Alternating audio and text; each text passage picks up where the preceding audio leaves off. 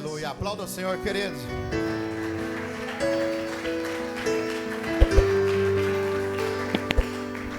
Sente-se na presença de Deus. Seja bem-vindo à casa do Pai. Quando eu falo para você que Deus é real, que a presença dele é real, eu não falo isso porque é uma frase bonitinha. Eu falo isso porque eu sinto a presença de Deus. E qual que é a diferença de uma emoção que a gente sente com as nossas famílias, em um estádio de futebol, por exemplo, para a presença de Deus?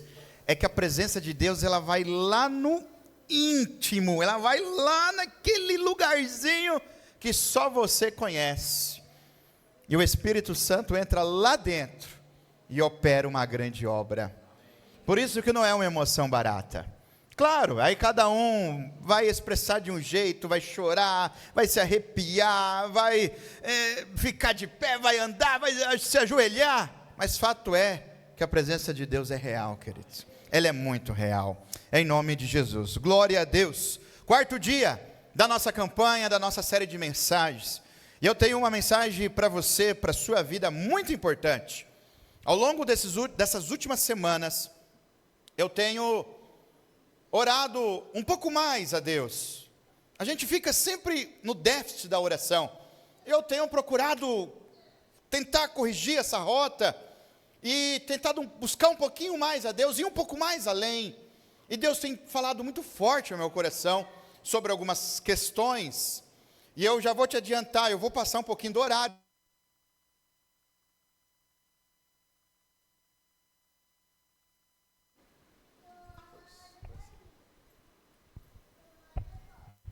Talvez você tenha aí um compromisso, baixa meu microfone aí. Talvez você tenha um compromisso e você tem 1 minuto para mandar um WhatsApp dizendo, eu vou dar uma atrasadinha. É pouca coisa, mas é por conta da palavra de Deus. E eu quero convidar você a abrir sua Bíblia então no livro de Mateus, no capítulo, deixa eu ver aqui, 18, a partir do verso 15. Não é o único texto, mas é um dos principais textos dessa noite. Mateus capítulo 17, capítulo 18, versículo 15 adiante. Na última terça-feira, eu estive falando com a igreja sobre alguns aspectos da libertação. E eu falei sobre coisas consagradas. Aquele objetinho que nós temos em casa, que ganhamos lá do avô, da tataravó, que o marido deu no aniversário de casamento, que a esposa trouxe, sabe lá da onde. E a palavra de Deus, ela é muito real, ela é muito clara, e ela vai dizer, olha, não traga coisas amaldiçoadas para a tua casa. E aí a gente entra em choque, como eu entrei. Poxa, se Deus é por nós, quem será contra nós? Se Deus pode todas as coisas, por que que um objeto pode ser consagrado em terreiro de macumba, centro espírita, seja lá o que for? Por que que um objeto vai ser maior do que o poder de Deus na minha casa? E nessas últimas semanas eu fui ministrado muito forte sobre essas questões. A questão não está no poder do objeto, nada a ver. O apóstolo Paulo, nós lemos isso lá na última terça-feira, lá em 1 Coríntios 10. O apóstolo Paulo vai dizer, o problema não é a comida consagrada, o problema não é a cabeça de porco com charutos, o problema não é a galinha costurada com o nome da família lá dentro. Esse não é o problema, porque isso é um objeto, é uma comida, é uma carcaça. E esse não é o problema, está lá em 1 Coríntios 10, tá? Esse não é o problema. O problema é que aquele objeto, que aquela carcaça, que aquela comida foi consagrada a demônios. E quando eu coloco isso dentro da minha casa, quando eu trago isso dentro da minha casa, pior, de maneira consciente, a presença de Deus, ela não vai ficar naquele lugar. Não é porque Deus é mais fraco do que aquilo, não tem nada a ver com isso. É por causa da santidade de Deus. Deus, Malaquias nós lemos, eu sou o Senhor e não mudo. A minha santidade do Antigo Testamento para o Novo Testamento continua a mesma coisa. E aí em 1 Coríntios 10, nós lemos esse texto, por quê? Porque a gente fala assim, não, mas essas outras coisas foi escrita no Antigo Testamento, na primeira aliança, antes de Jesus vir. Quando Jesus vem, tudo isso é quebrado. A questão é que o apóstolo Paulo escreveu isso depois de Cristo, depois da ressurreição de Cristo, depois da nova aliança, na segunda aliança, e o apóstolo Paulo vai dizer, não toqueis em coisas impuras. Olha que coisa, não toqueis em coisas impuras. Ele vai ratificar aquilo que Deus disse ao povo hebreu, lá em Deuteronômio. Não traga coisas amaldiçoadas para a tua casa, para que não venha sobre ela e vocês a destruição. Está lá em Deuteronômio, mas lemos isso terça-feira passada. Você quer ver? Deixa eu achar aqui para você. Deuteronômio capítulo 7, versos 25. Só para a gente entrar no que eu vou trabalhar hoje. Coloca na NVI, por favor. Olha o que vai dizer Deuteronômio 7, 25. Vocês queimarão as imagens dos deuses dessas nações.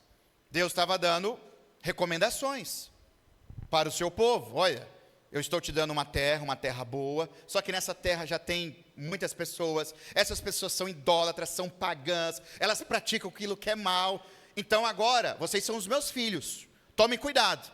Você já viu aquela recomendação da mãe? Quando vai visitar alguém, algum parente, alguma casa, você não mexe em nada, você não toca em nada, você não pede em nada.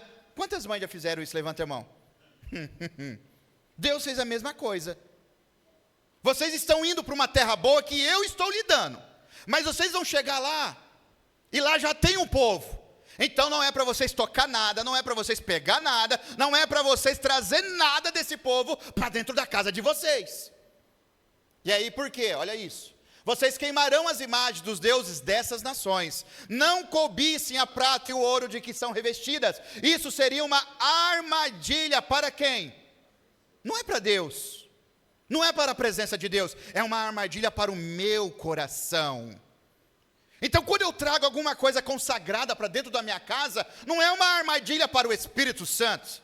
É uma armadilha para o meu coração. E aí ele vai continuar, isso seria uma armadilha para vocês. Para o Senhor, o seu Deus, isso é detestável. Aí olha o próximo verso.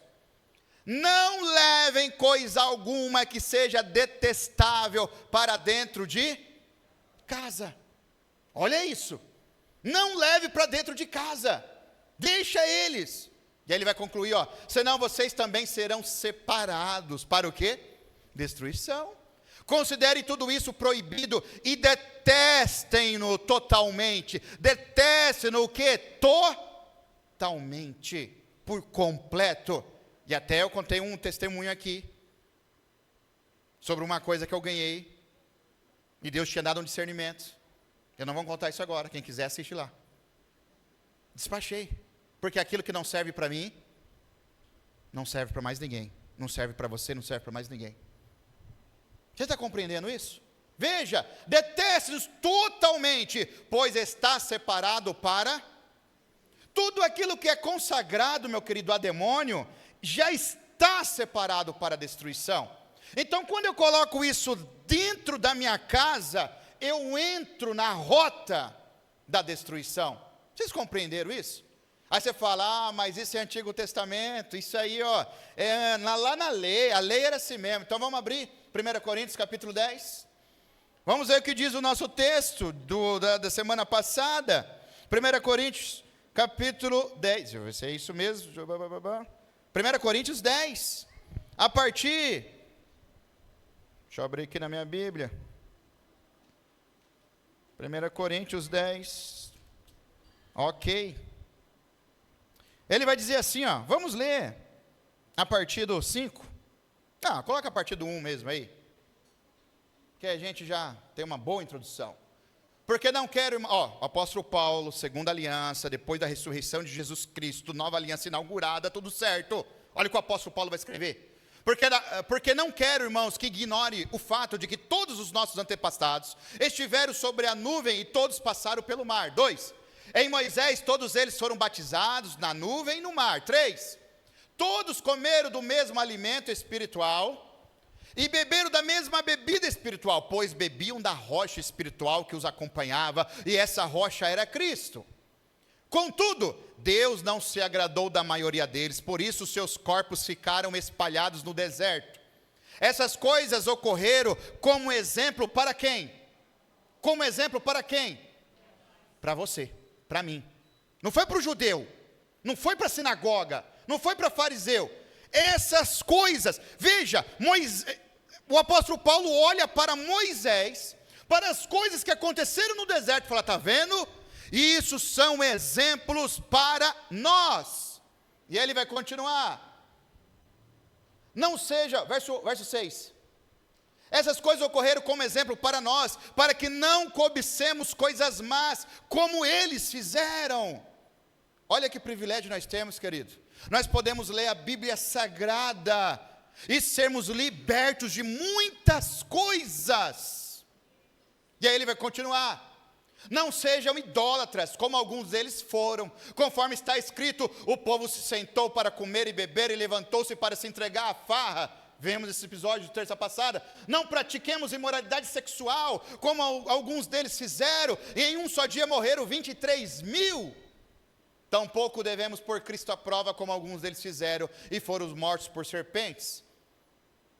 E muitos de nós falamos assim, não, se Deus é Deus, isso aqui não tem nenhum problema. Isso é colocar Cristo à prova. Além disso, não murmure, como alguns deles murmuraram, e foram mortos pelo destruidor. 11. Essas coisas aconteceram a eles, como exemplos, e foram escritas como advertência para quem? Para mim. Foi escrita como advertência para você. Um aviso, não faça tal coisa, não se misture com isso. E aí ele vai continuar, advertência para nós, sobre quem tem chegado o fim dos tempos. 12, assim, aquele que considera estar de pé, cuide-se para que não caia. Não sobreveio a vocês tentação que não fosse comum aos homens, mas Deus é fiel, Ele não permitirá que vocês sejam tentados além do que pode suportar. Antes, quando forem tentados, Ele mesmo providenciará um escape para que possa suportar. Você quer ver o maior escape que Deus providenciou a nós? Isso aqui, Bíblia Sagrada. Claro, Deus usa profetas, usa. E nós estamos vivendo isso. De vez em quando Deus nos mostra alguma coisa. Louvado seja Deus por isso. Porque Deus não nos deixa confundido, queridos. Louvado seja Deus por isso. Mas o maior manual de escape está aqui, comigo e com você no celular. E aí ele vai continuar, Por isso, meus amados irmãos, fujam da idolatria. Estou falando a pessoas sensatas. Julguem vocês mesmos o que estou dizendo. O cálice da bênção que abençoamos não é a comunhão do sangue de Cristo. Olha isso. O cálice da bênção é a comunhão através do sangue de Cristo. Domingo que vem, se Deus assim permitir, é ceia. E estaremos à mesa espiritualmente com Cristo. Olha o privilégio.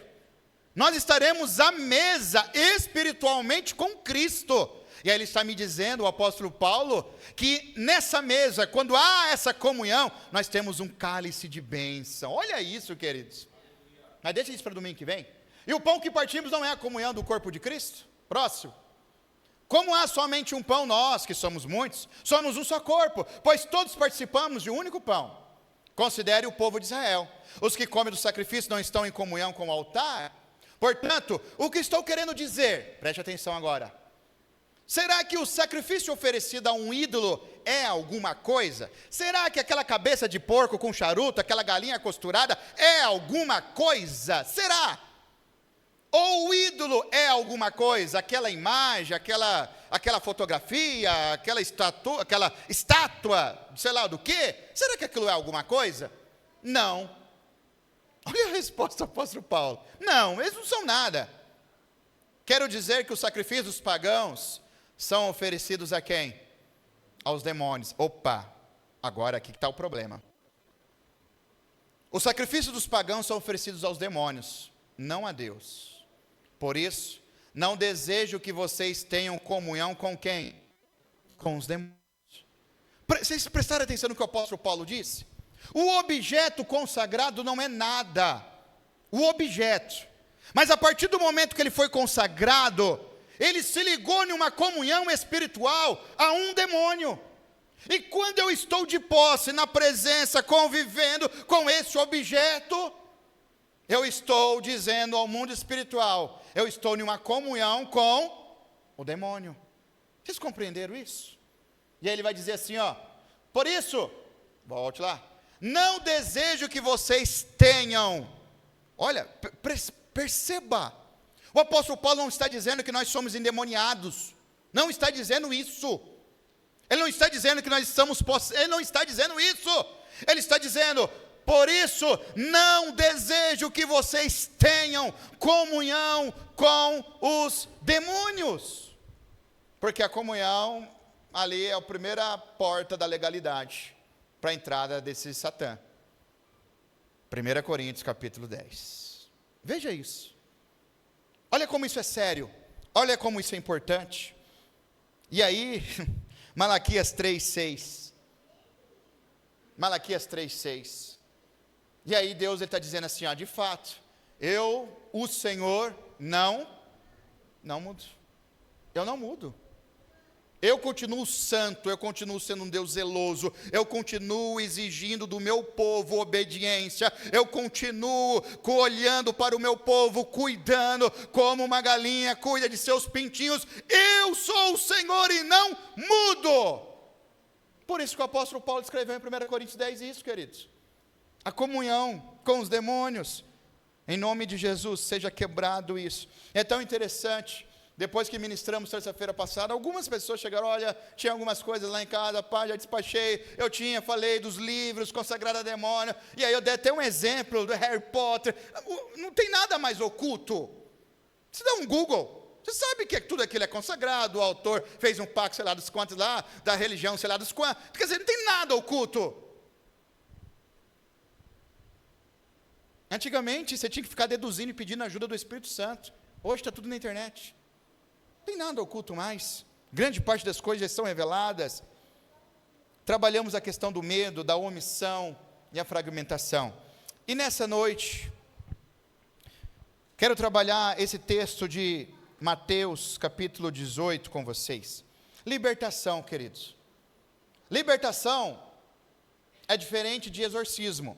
O que é o exorcismo? É você colocar as mãos sobre alguém que está possesso, o demônio se manifesta, ele vai fazer um esparrama ali, ou não, e aquele demônio vai sair, não porque você é alguma coisa, eu sou alguma coisa, vai sair porque o nome de Jesus tem poder, em meu nome expulsarão os demônios, não é isso que está escrito?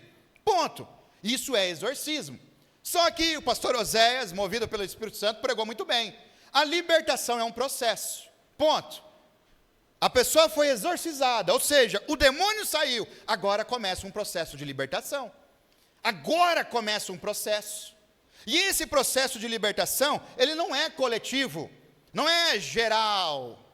A igreja agora vai... Não é coletivo. Esse processo de libertação, ele é pessoal, ele é individual, ele é para você. Ele é para mim. Por quê? Porque eu tenho pecados, ou tinha pecados, que só Deus conhecia. Por isso que não tem como a gente lançar uma palavra geral. Porque às vezes aquilo que serve para mim, não vai servir para você. Então o processo de libertação, ele é individual. E aí o segundo ponto, libertação é para quem crê. Tem crentes que debocham de libertação. Tem crentes que acham que já são autoimunes. Eu assisti um vídeo hoje do Paulo Borges, que a Kézia mandou. Achei fantástico, o pastor Paulo Borges. Ele falou, tem dias, meus irmãos, que vocês levantam. Ele falou que a gente levanta, Deus se preocupe com os mais fracos, porque hoje eu me garanto. Tem dia que a gente levanta, Deus, fica tranquilo, eu estou sossegado aqui, pode se preocupar com aqueles que estão indefesos. Oh, meu Deus, que Deus tenha misericórdia de nós, queridos. Que Deus tenha misericórdia de nós. A libertação é para quem crê. E nós temos dentro das nossas igrejas, da nossa igreja, pessoas que estão precisando de libertação. Veja, não estou falando de salvação. Romanos vai dizer, aquele que confessar com a tua boca que Cristo é o Senhor, este será salvo. Ponto. A salvação Cristo garantiu na cruz do Calvário e acabou. Ele venceu a morte uma vez por todas. Hebreus vai dizer, ele ofereceu um único sacrifício e está tudo certo. Nós não estamos falando de salvação, nós estamos falando de libertação. Eis que eu vos dou vida e uma vida em abundância. E como essa libertação é individual, nós chegamos em um outro ponto. Aí nós precisamos de discipulados. Você sabe o que é discipulado? É alguém mais espiritual, não é que é mais santo, não é mais santo, mais espiritual, que tem uma maturidade um pouco maior do que a minha, do que a sua. Alguém mais espiritual, o apóstolo Paulo vai falar dos espirituais na igreja. Chame os espirituais. Essa pessoa vai te acompanhar nas suas dores, nos seus dilemas, nas suas dificuldades.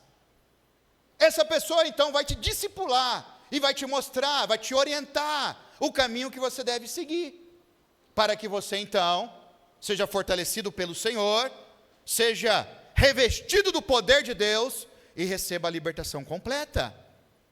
Olha a importância disso. E esse discipulado, sim, é uma prestação de contas. Por quê? Meu irmão, 1 Pedro capítulo 5, verso 8. Você acha que o diabo está satisfeito de você estar aqui me ouvindo essas verdades bíblicas? Talvez no seu WhatsApp agora, está chegando um monte de notificação. Cadê você? Cadê você? Cadê você? Cadê você? Por que você foi na igreja hoje? Por quê? Por que você não vai domingo? Você acha que o diabo está satisfeito com isso? O diabo já foi sentenciado, queridos. O destino final dele, Apocalipse 20, vai dizer que é o lago de fogo e enxofre.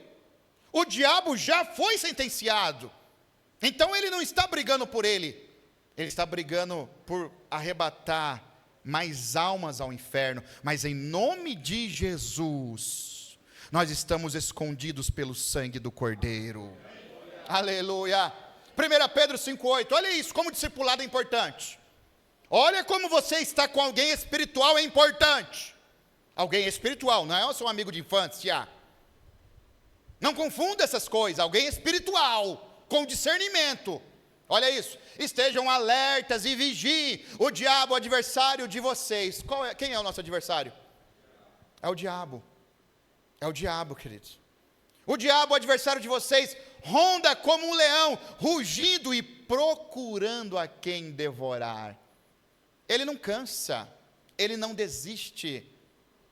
Entendeu por que a vigilância é importante? Entendeu por que estar com alguém mais espiritual é importante, o discipulado? Você entendeu por que é importante a gente estar comunicando aos santos as nossas fraquezas? Não tem nada a ver com humilhação, não tem nada a ver com isso, porque o diabo, ele está rondando a igreja santa do Senhor, procurando alguém para arrancar de lá. E aí nós temos um outro texto, projete aí, Lucas capítulo 11, versos 24 ao 26. Veja isso, Jesus Cristo dando uma lição importantíssima aqui. Essa lição a gente tem que pegar. Olha isso, quando um espírito imundo sai de um homem, exorcismo, lembra que eu falei exorcismo? Exorcismo. Quando o espírito imundo sai de um homem, passa por lugares áridos, procurando o quê? O bicho é folgado ainda, veja isso, o bicho é folgado, procurando descanso. Como não encontra, porque ele já foi condenado, ele já sabe o que vai acontecer com ele, ele não tem esperança de remissão. Como não encontra, olha, isso é Cristo dizendo, diz, voltarei para a casa de onde saí. Olha isso. Agora, se a pessoa tiver um discipulado debaixo de oração, intercessão, jejum, e com uma igreja que está orando, vigiando, o diabo vai ficar aí, vai ficar por aí, vai ficar por aí, mas a minha vida é do Senhor Jesus, a minha casa é do Senhor, Ele já perdeu a minha família, porque Cristo já me ganhou na cruz. Você crê nisso, querido? Olha isso. O diabo vai e tal, aí quando, próximo, ao chegar encontra a casa varrida e em ordem, porque é isso que o exorcismo faz. Quando realmente é um espírito imundo e alguém com a autoridade do nome de Jesus expulsa aquela pessoa, a primeira coisa que ela sente é um alívio, porque aquele sobrepeso, aquela sobrecarga, aquela opressão foi embora pelo nome de Jesus. Por isso que Cristo está dizendo, ao chegar encontra a casa varrida em ordem. Só que aí tem um problema. Eu preciso me encher do Espírito Santo de Deus. Por quê? Eu já contei, já falei isso aqui para vocês. A gente ouve alguns causos por aí. E aí, poxa, a pessoa é desviada. Eu disse aqui na escola de líder, não existe desviado na Bíblia. Existe morto e vivificado pelo Espírito. Mas a pessoa saiu da igreja. E ela praticou algo terrível. E assim as pessoas falam, olha, nem aquele que nunca pisou em uma igreja é capaz de fazer aquilo que esse rapaz ou essa mulher ou esse homem fez. Sabe por quê? Porque está aqui, ó, próximo verso. Então vai e traz outros 7 espíritos piores do que ele, e entrando passam a viver ali, tornando o estado final daquele homem pior do que o primeiro. Está aqui a explicação do porquê nós encontramos pessoas desviadas, fazendo coisas inimagináveis, de abuso sexual, de roubo, de latrocínio, inimagináveis. Ah, mas o fulano era pastor, e abusou dos filhos, abusou de crianças, na igreja, meu Deus! Aqui ó, a explicação. Pessoas que não foram libertas. Um dia receberam um exorcismo, mas não cuidaram de vigiar a sua alma. Receberam espíritos piores do que o primeiro. E aí o próprio Cristo vai dizer, e o estado final daquele homem é pior do que o primeiro. Você entendeu que o discipulado agora é importantíssimo, queridos? Discipulado é prestação de contas para evitar isso aqui. E aí nós temos um outro, mas então o que eu vou fazer? Gálatas 5,16. Olha isso. Gálatas 5,16, a Bíblia é perfeita.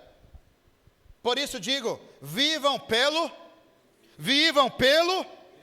E maiúsculo, Espírito Santo de Deus. Vivam pelo Espírito.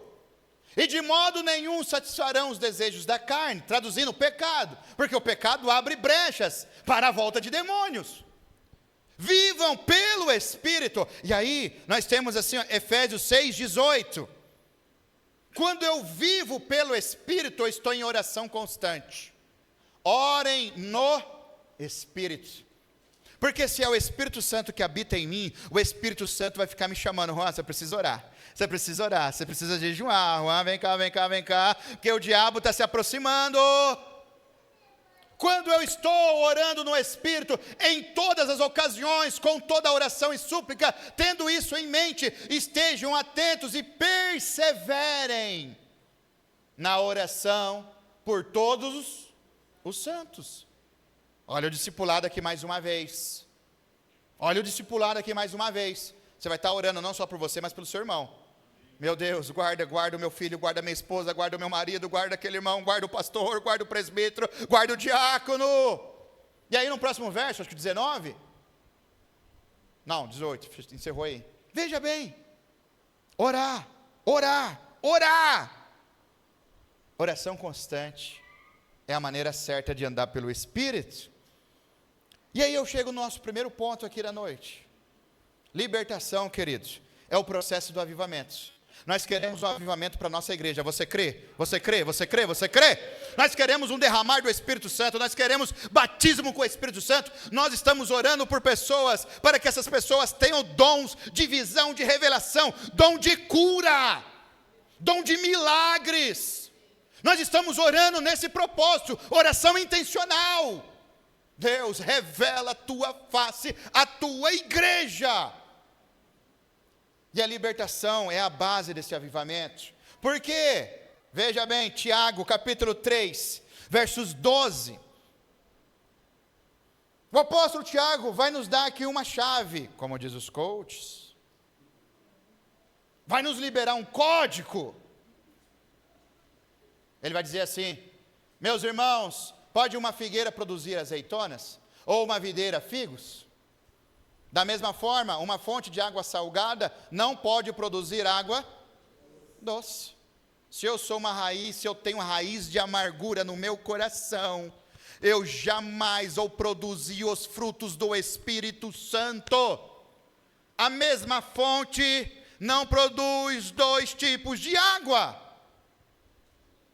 Por isso que eu tenho que ser liberto. Por isso que eu tenho que vigiar a minha vida. Mateus 7,17. O que diz Mateus 7,17? Veja isso. O próprio Cristo. Semelhantemente, toda árvore boa dá bons frutos, mas a árvore ruim dá frutos maus. Não tem como a gente fazer aqui uma pegadinha. Não, mas ele tinha boa intenção. Não, mas ela está vindo. Ela precisa, ele precisa, eu preciso. Você precisa de libertação. Não existe meio termo, querido. Em nome de Jesus, vamos parar de levar e empurrar as coisas pela barriga. Precisamos de libertação para que da nossa fonte saia rios de águas vivas. Para que possamos ser frutíferos. Aí sim, aonde a planta dos meus pés tocarem, aonde eu chegar, todo lugar será abençoado. Porque a minha raiz é boa. Não porque o meu coração é bom, porque Cristo está em minha vida. Veja isso. E nós lemos em 1 Coríntios 10, 14. Que no meio da comunhão, é na mesa com Cristo, que nós temos essa bênção. Que nós temos esse encontro genuíno. E aí nós temos a seguinte questão. Por que a Bíblia se preocupa tanto com essa questão de libertação? Porque o apóstolo Paulo, principalmente, Tiago, o apóstolo, eles vão falar reiteradas vezes, pedir à igreja para que a igreja vigie, para que a igreja tome uma posição, um posicionamento. Por que eles vão bater tanto nessa tecla? Porque o nosso pecado, querido, nos afasta de Deus. Você quer ver uma coisa? Isaías 59, versos 2. Isaías 59, versos 2. Contudo, as suas maldades separam vocês do seu Deus. Enquanto nós temos um Deus que é Pai, querendo se revelar a nós todos os dias, eis que estou convosco todos os dias. É uma promessa. Eis que estou com vocês todos os dias. Porém, as suas maldades separam vocês do seu Deus, os seus pecados esconderam de vocês o rosto dele, por isso ele não os ouvirá. O problema não está em Deus, porque Deus está pronto a abençoar o seu povo. Deus não tem nada de errado com ele, não tem nada de errado com o Espírito Santo. O que está errado é aqui, é o meu coração cheio de pecados, é a minha mente cheia de pecados, é a minha boca maldita. Esse é o problema. Os seus pecados te separam de Deus. Por isso que eu preciso de libertação, queridos. E nós não vamos ter tempo para falar sobre a questão da boca. Provérbios vai dizer, o poder da morte e da vida está onde? Está onde? Na língua. É inadmissível crentes velhos usando a boca para xingar, amaldiçoar, proferir maldições dentro da sua própria casa. Querá fora. O poder da morte e da vida está na língua. Hoje é noite de pedir perdão, queridos. Só te adianto isso. Hoje é noite de pedir perdão. E aí em Gálatas 5:24, nós temos a solução para isso. Bom, se os meus pecados me separam, esconde o rosto de Deus para mim. O apóstolo vai dizer assim, os que pertencem a Cristo Jesus crucificaram a carne com as suas paixões e os seus desejos. É interessante esse texto. A crucificação dói, sim ou não? A crucificação é algo que a minha carne não quer. Sim ou não? Ninguém falou para você que vai ser assim, ó. Em um domingo. Ah, fui na terça-feira, quarta-feira está tudo resolvido. A Bíblia não falou isso para você. Pelo contrário, o apóstolo Paulo está dizendo, os que pertencem a Cristo Jesus crucificaram a sua carne. Mas não é só a sua carne. Crucificaram o seu coração, crucificaram a sua mente. Colocaram lá no madeiro. E aí, o que fizeram com Cristo, quando Cristo estava subindo ao madeiro? Nós temos os relatos dos evangelhos, dizendo que os guardas, eles zombavam de quem? De Cristo. O povo passava, meneava a cabeça, riam, olha lá, ó, não é o rei dos judeus? Você não é o Cristo? E aí o apóstolo Paulo está dizendo para mim e para você nessa noite, quando você colocar a sua carne, a sua mente e o seu coração na cruz, lá na tua família vão te chamar de crentinho, de santinho, de santinha, os teus amigos vão zombar de você. Ei, só que você é de Jesus de Nazaré. É isso que o apóstolo está dizendo. Lá vai o crentinho. Agora é santinha, ó. Eu crucifiquei a minha carne, os meus desejos, lá na cruz do Calvário, para ter uma vida eterna ao lado do meu Salvador. Isso aqui é sério. Aí a gente entende, Jesus falando, aquele que põe a mão no orado e olha para, estão zombando de mim. É a mulher de Ló. Não olhe para trás, não olhe para trás, não olhe para trás, não olhe para trás, não olhe. Não, mas eu vou desobedecer, porque hoje eu me garanto. Cuida, Senhor, dos mais fracos, hoje eu posso. Morte, morte, morte. Entenda uma coisa, querido, libertação vai doer. Em que sentido? Porque você vai ter que abandonar, eu tenho que abandonar. Eu vou ter que renunciar a muita coisa, o meu círculo de amizade, talvez eu vou ter que abrir mão. Isso vai doer, porque é uma crucificação. Crucificação é dor. Por isso que o apóstolo Paulo está dizendo, ei, você vai ter que crucificar. Mas fica tranquilo, a maior dor, Jesus já suportou por você na cruz do Calvário. Dá para dar glória a Deus aí? É fichinha o seu problema. Não é não, é fichinha. Por isso que a gente tem que se encher do Espírito Santo. E aí, Mateus 18, e o nosso horário já se foi. Mateus 18, eu vou trabalhar agora duas questões. Primeiro, a importância da confissão. Entenda uma coisa, queridos, pecado oculto produz resultado escandaloso. Você consegue repetir isso comigo? Pecado oculto, produz resultado escandaloso. Entenda isso. O diabo é expert em pegar um canhão desse aqui, ó, e pá, só para te expor, acabar com a tua reputação, acabar com o teu casamento, acabar com toda a tua carreira. O diabo é expert nisso aí. Pecado oculto produz resultados escandalosos. Se você frisar e guardar essa frase, você já entendeu a minha mensagem de hoje. Mateus 18. Vamos então ao nosso texto, a partir do verso 15.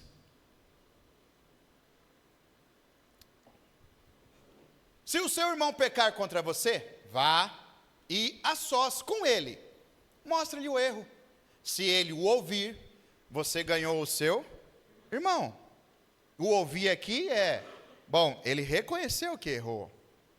Mas, se ele não ouvir, leve com você mais um ou dois outros. Por quê? Qualquer acusação precisa ser confirmada pelo depoimento de 2 ou 3 testemunhas. Olha que interessante.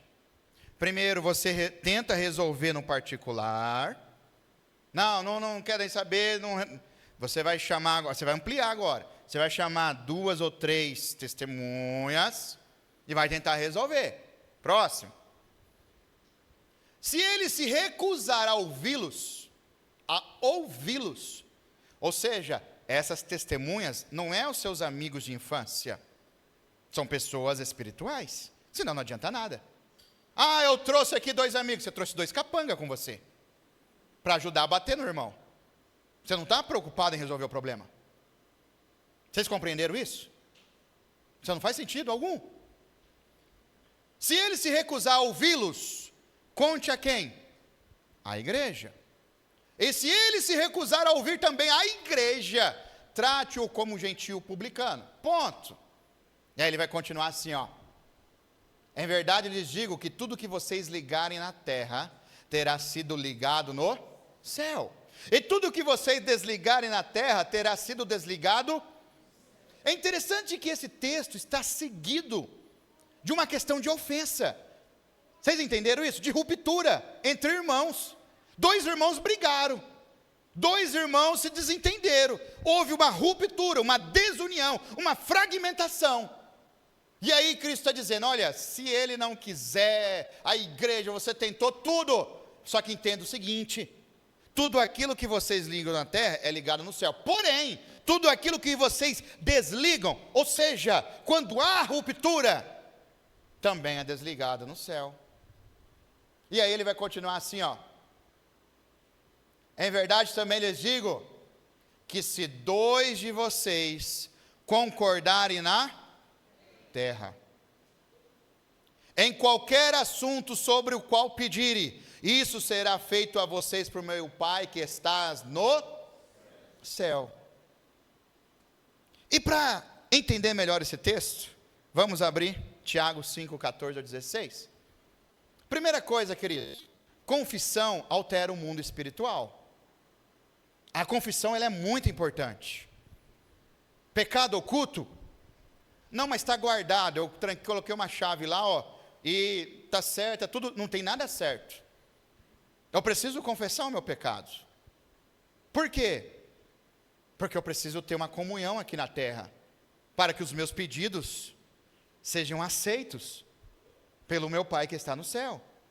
E aí Tiago 5,14, um texto que vocês já sabem, há alguém doente entre vocês, que ele mande chamar os presbíteros da igreja, e que estes orem por ele, ungindo-os com óleo, e em nome do Senhor. Próximo verso. A oração feita com fé curará o doente, e o Senhor o levantará. Além disso, se houver cometido os pecados, ele será perdoado. O apóstolo Tiago está falando de um tipo de doença, de enfermidade. A enfermidade física. Nessa situação, chame os presbíteros, pastores, os espirituais, pegue o óleo, e aí Tiago brilhantemente vai dizer, e em nome de quem? Não é do azeite, é em nome de Jesus.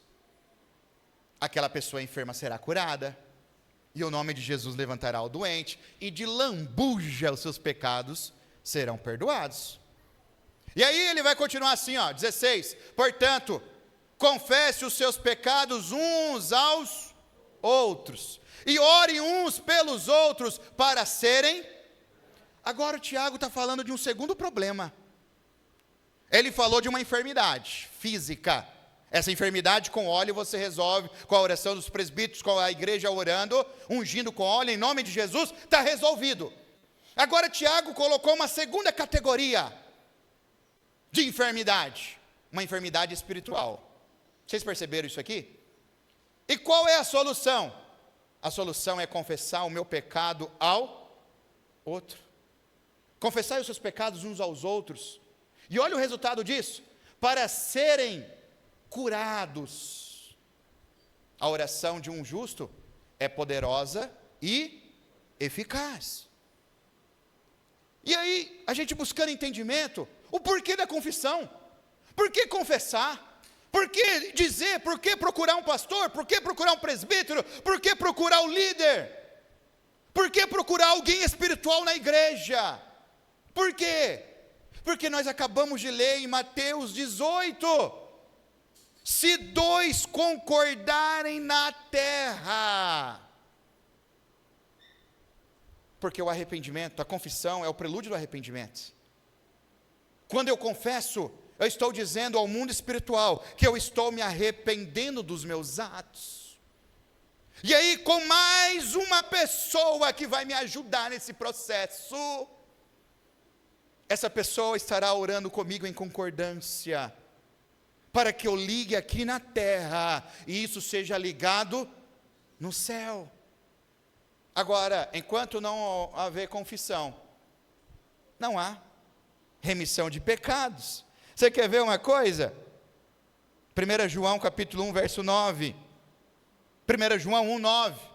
Olha o que diz: se confessarmos os nossos pecados, Ele é fiel e justo para perdoar os nossos pecados e nos purificar de toda. Ele não está dizendo, se você esquecer o seu pecado, não se lembrar mais dele, Ele é fiel e justo para te perdoar. Ele não está dizendo isso. Ele está dizendo, se confessar os seus pecados. Juan, se você confessar o seu pecado com alguém mais espiritual, com alguém guiado pelo meu Espírito, eu sou fiel e justo para lhe perdoar. Esse é o caminho, querido. Esse é o caminho. Talvez essas coisas que estão acontecendo na nossa vida, no nosso casamento, na nossa casa, é fruto de pecado escondido, é fruto de pecado que está guardado lá, em 7 chaves. Só que o caminho da bênção passa pela confissão, e aí a confissão é a primeira porta do arrependimento. E o que é arrependimento? Provérbios capítulo 28, versos 13. Entenda uma coisa, você não está confessando para Deus, porque Deus já sabe o teu coração, Deus já conhece. Se a gente não tem lógica confessar para Deus, Deus já sabe. Deus já sabe. Por isso que agora entra o arrependimento. O que o arrependimento faz? Quem esconde os seus pecados não. Olha que coisa. Aquela vida de miséria, aquela vida de mendicância em todas as áreas, sentimentais, relacionais, financeiras, materiais, em tudo. Talvez seja pecado oculto. Porque é o que o texto está dizendo. Quem esconde os seus pecados não prospera. Aí mas quem os confessa e o quê? E o quê? Vamos ler, pessoal, todos juntos. E o quê? Isso é arrependimento. Você sabe o que é arrependimento? É abandonar. É abandonar. E você sabe o que é abandonar? Abandonar não é deixar. E eu deixei o azeite no púlpito. Isso aqui é deixar. Abandonar é largar tudo. Você não sabe aonde deixou, porque você abandonou. Você largou aquilo ali. Você não tem mais vínculo. Você não tem mais ligação. Você abandonou o pecado. Glória a Deus. Dá um glória a Deus aí, querido. Isso é abandono. É abandono. E aí ele vai dizer, mas quem confessa e os abandona, encontra o quê? Misericórdia. Por isso que, na maioria das vezes, a pessoa chega e fala, eu errei, me perdoa, tal. Semana que vem está fazendo a mesma coisa. Passou um mês, a mesma coisa. É só da boca para fora. Às vezes tem até um sentimento real, genuíno, só que não abandona as práticas idólatras, não abandona a arrogância, não abandona o pecado que está ali, massacrando aquela vida, aquela família. E aí, querido, 1 Tessalonicenses 5:22. Agora o apóstolo Paulo está dizendo assim, ele pegou um verso, só para dizer isso. Afastem-se de todo tipo de mal. Afaste-se. Afaste-se. Se o meu celular, cadê ele? Está aí? Se o meu celular me faz pecar, o apóstolo Paulo está dizendo, afaste-se. Se o seu Instagram te faz pecar, afaste-se. Se o seu Facebook te faz pecar, afaste-se. Afaste-se de toda forma do mal. Isso aqui é libertação, querido. Eu crucifiquei a minha carne, os meus desejos, a minha mente. Isso vai doer. Isso vai doer. Vai machucar. Mas é o processo da libertação acontecendo na tua vida, para você viver eternamente com Deus Pai, o Todo-Poderoso. Você não está olhando aqui agora, você está olhando para Nova Jerusalém, querido. e de quebra está levando toda a sua família, em nome de Jesus. Afaste-se de toda forma do mal. Agora, Lucas capítulo 4, versos 18 ao 19, eu vou correr aqui, misericórdia. Olha isso. Nós temos no mínimo 2 tipos de pessoas que andam com Cristo, ou seja, dentro da igreja. O Espírito, o Cristo falando, uma profecia de Isaías, agora Cristo, ele profetiza isso sobre ele. O Espírito do Senhor está sobre mim, porque Ele me ungiu para levar boas novas aos pobres. Ele me enviou para proclamar liberdade aos presos, e recuperação da vista aos cegos, e para libertar os oprimidos. Esses presos aqui não tem nada a ver com cadeias, bem que Cristo também liberta a pessoa da sua vida pregressa. Essa pessoa pode ser livre pela lei dos homens, mas a prisão que Cristo está falando aqui é espiritual. E aí Cristo, Ele está dizendo, olha, o Espírito do Senhor me ungiu, para fazer o quê? Olha isso, para proclamar liberdade aos presos espirituais. Pessoas que são possessas pelo demônio, quando encontram Jesus de Nazaré, elas são libertas pelo poder do nome de Jesus. Aleluia. Eis que vos dou poder, eis que vos dou autoridade sobre todo o poder do inimigo. Mas não é só isso. E aí ele vai dizer, volta lá no 18. E para libertar o quê? Os oprimidos. Nós temos então 2 tipos de pessoas. Pessoas possessas, presas por Satanás.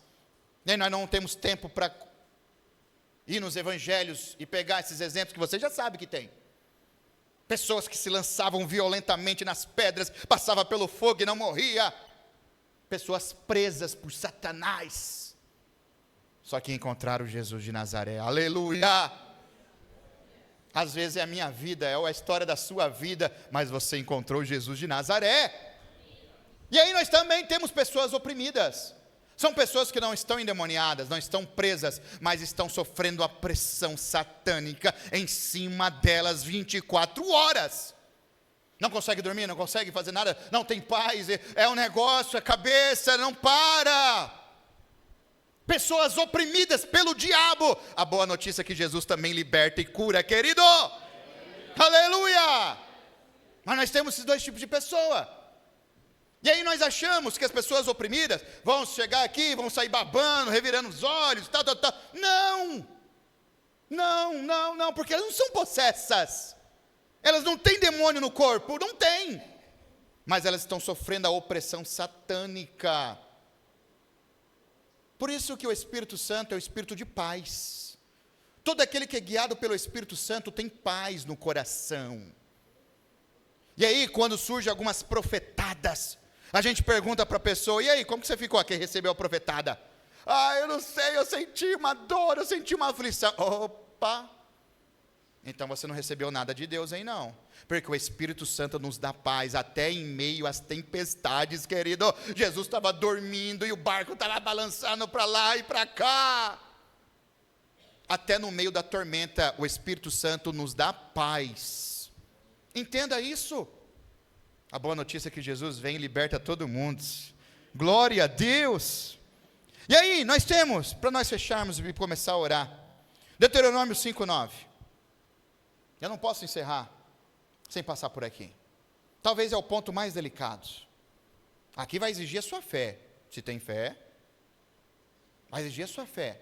Nós estamos no final dos 10 mandamentos, no 10º mandamento. Veja isso. Não se prostre diante deles, nem lhes preste... Volte no 8, só para a gente entender esse contexto. Não faça para você nenhum ídolo na forma de qualquer coisa no céu, na terra ou nas águas debaixo da terra. Cristo, Deus, dando os 10 mandamentos, falando sobre a questão da idolatria. Não faça. Não faça. E aí ele vai dizer assim, não se prostre diante deles, nem lhe preste culto, porque eu, o Senhor, sou o seu Deus. Eu, o Senhor, o seu Deus. É o seu Deus, queridos? É o seu Deus? Então, o Senhor, o nosso Deus, sou Deus zeloso, que castiga os filhos pelo pecado dos pais, até a 3ª e 4ª geração daqueles que me odeiam. Coloque agora na NVT esse mesmo verso. Nós temos aqui uma confusão, e a NVT, Nova Versão Transformadora, em português, brilhantemente, os eruditos, resolveram esse problema nessa tradução. E a NVT vai dizer assim, ó: não se curve diante deles, nem os adore, pois eu, o Senhor, seu Deus, sou um Deus zeloso. Ponto. Mesma coisa, da outra tradução, das outras traduções. Trago as consequências. Opa. Trago as consequências do pecado dos pais sobre os filhos, até a 3ª e 4ª geração dos que me rejeitam. A NVT, os eruditos, só por isso aqui vocês têm que comprar essa Bíblia aí. Um trabalho primoroso. Trago as consequências do pecado do pai nos filhos. E é interessante que eu conversava com algumas pessoas essa semana, e fazendo uma análise da minha própria vida. Minha mãe está aqui como testemunha. Algumas situações que acontecem e vão se repetindo ao longo dos anos. Você fala, meu Deus, o que é isso? Existe uma coisa chamada teoria, e existe outra coisa chamada prática. Na teoria tudo é lindo, mas na prática, meu irmão, é que nem se tornar pai e mãe, né? Antes de se tornar pai e mãe, comigo não é assim, papai, eu vou resolver assim. Se torna pai e mãe para você ver. Não é verdade? Negócio é diferente, queridos.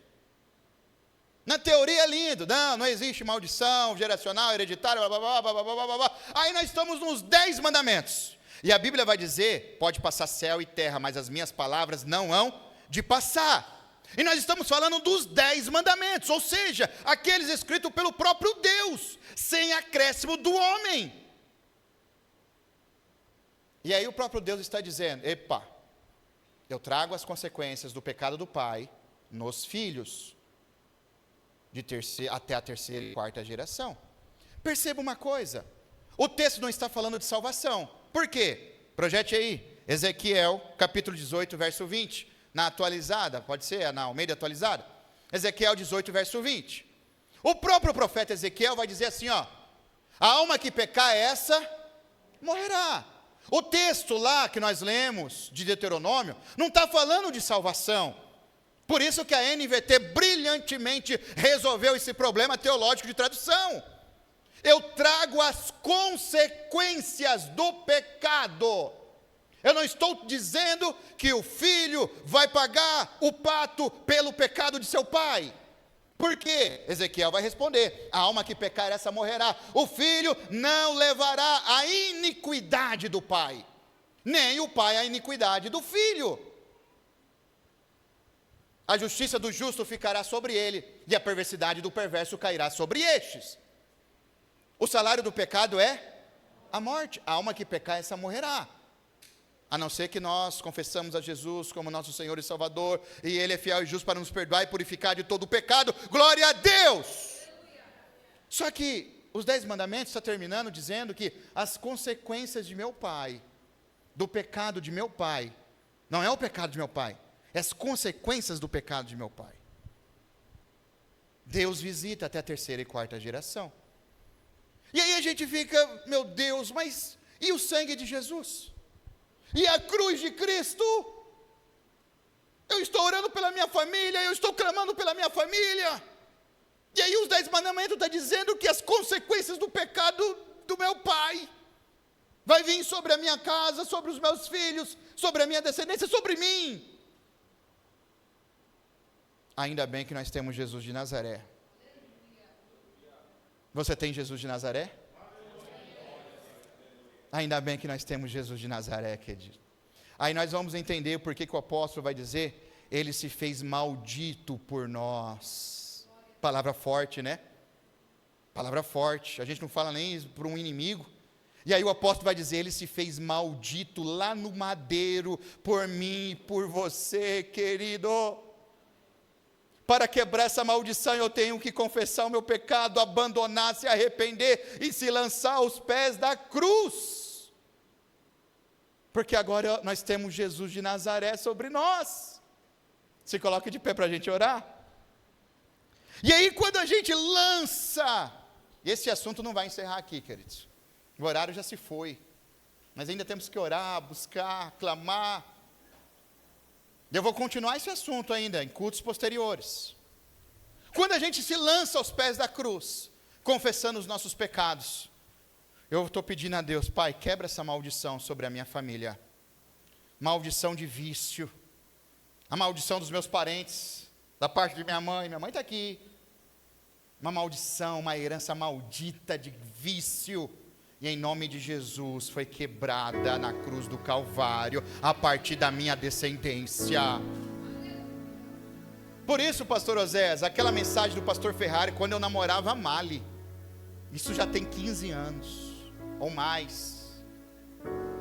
Aquela mensagem marcou a minha vida, porque o pastor Ferrari, há 15 anos ou mais atrás, ele veio a essa igreja ministrar, e eu me lembro perfeitamente, ele colocou aqui no púlpito 4 pessoas, representando o tataravô, bisavô, avô, pai e ele. E ele começou, meu bisavô aqui, tal, consequência, vício maldito, passou pelo meu avô, que chegou no meu pai, mas agora eu encontrei Jesus de Nazaré. Daqui em diante, aqui não, porque agora brilhou a luz de Jesus de Nazaré. E você sabe por que Deus se relaciona conosco? Deixa eu ver se eu anotei aqui. Nem sei se eu anotei. Deus relaciona conosco pelo simples fato do pecado, do sangue de Jesus nos cobrir. Por isso que Ele se relaciona conosco. O sangue de Cristo é propiciação, ou seja, é cobertura para nos livrar dessa ira e dessa maldição. E aí nós entendemos o porquê da Páscoa. Ei, Moisés, avisa o povo, quem passar o sangue lá nos umbrais, o anjo da morte vai poder identificar, e ele passará. O anjo da morte, ele não perguntava: ei, você é judeu, você é grego, você é hebreu, você é filho de Deus? O anjo da morte identificava o sangue de Jesus, o sangue do Cordeiro. É o sangue do Cordeiro que nos cobre. A ira de Deus, o pastor Sérgio sempre pregava isso. A ira de Deus está em andamento, mas a minha casa está coberta pelo sangue de Jesus. Você entende isso? E essas heranças malditas, no caso da minha parentela de vício, mas pode ter heranças malditas de aborto, de prostituição, de adultério, de abandono,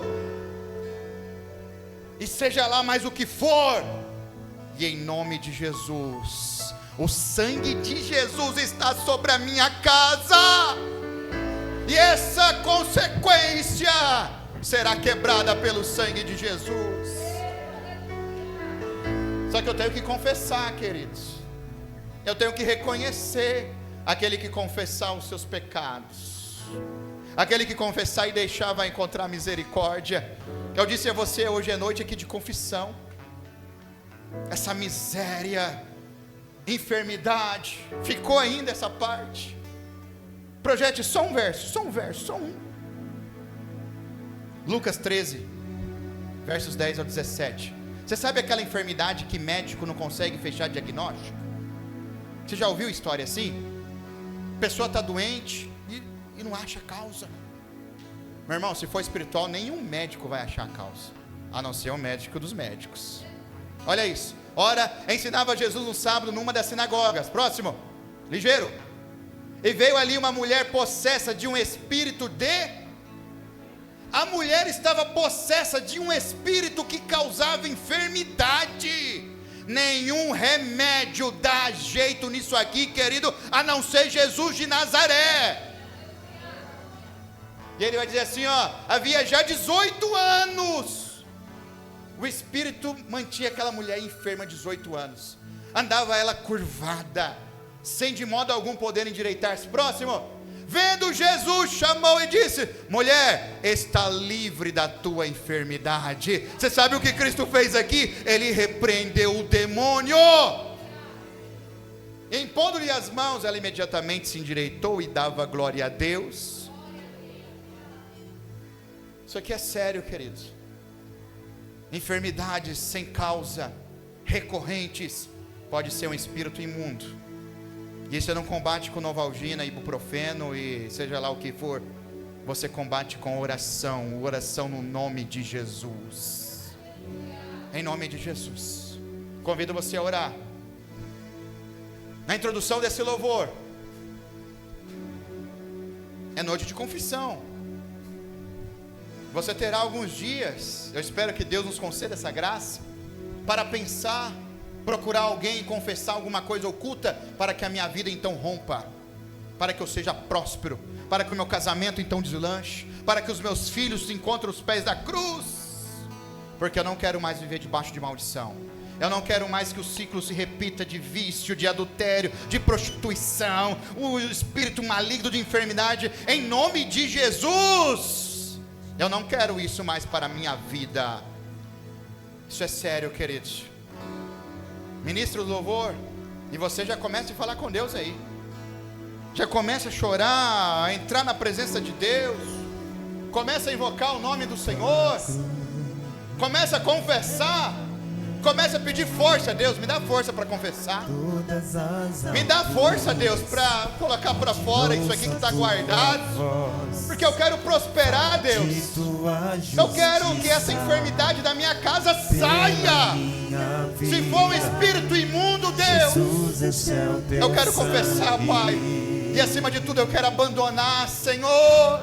Eu quero abandonar, porque a minha casa é tua. Mostra tu.